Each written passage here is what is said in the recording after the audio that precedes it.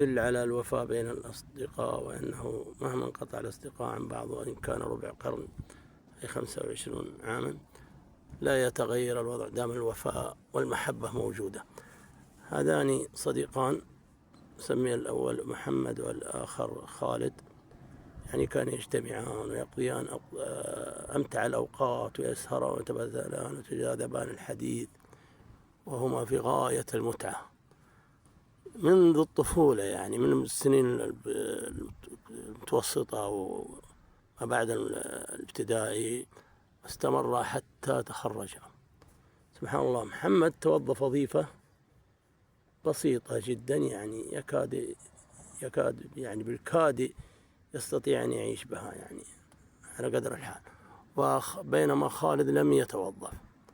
فجأة انقطع خالد، وقيل لمحمد بأنه ذهب مع أحد أقربائه، اختفى تقريبا، انقطع 25 عاما. بعد ذلك محمد اشتاق كثيرا لخالد، و يعني لاحت له فكرة بأن يذهب إلى التواصل الاجتماعي ولعله أن يجد له ذكر، فكتب اسمه في أحد التطبيقات فظهر له خالد. سبحان الله، اسمه كاملا طبعا، ظهر له وراء صورته وإذا به هو، ووضع هو البروفايل الذي لديه، يعني كان لخالد واضح أنه أصبح رجل ذو مكانة.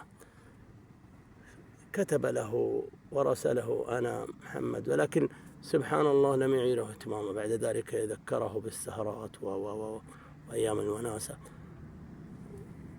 فسبحان الله، وإذا بخالد يشتاق أكثر ويطلب رقم محمد ويتبادل الحديث بالرسائل، وبعد ذلك تقابلا وذهب إلى نفس الأماكن القديمة واستمتع بالوقت كما كان يقضيانه سابقا. سبحان الله.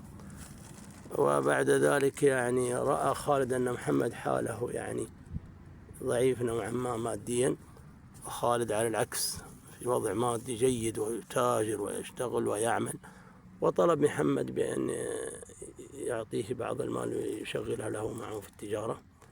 فسبحان الله ساعد محمد كثيرا حتى قارب إلى الثراء، يعني أصبح في وضع مالي جيد، ومن دون أن يأخذ منه نسبة عكس الآخرين. يعني خلينا نأخذ منه نسبة، لكن هذا صديق العمر لم يأخذ منه نسبة، فبسرعة يعني تغير حاله إلى الأفضل.